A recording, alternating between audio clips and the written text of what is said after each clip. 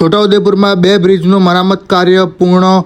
વસવા અને સુકેત બ્રિજ હવે વાહન ચાલકો માટે સુરક્ષિત અને સુગમ.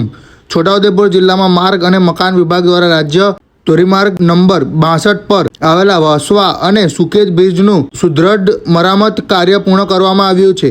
કવાંટ છોટાઉદેપુર જોજ કેવડી માર્ગ પર આવેલા બંને બ્રિજની જરૂરી મરામત કામગીરી ઇમરજન્સી વર્ક હેઠળ હાથ ધરવામાં આવી હતી. ખાસ કરીને સુકેત બ્રિજના નીચેના માળખા તેમજ સ્લેબ અને બીમ વિસ્તારમાં જરૂરી દુરસ્તી કરવામાં આવી હતી.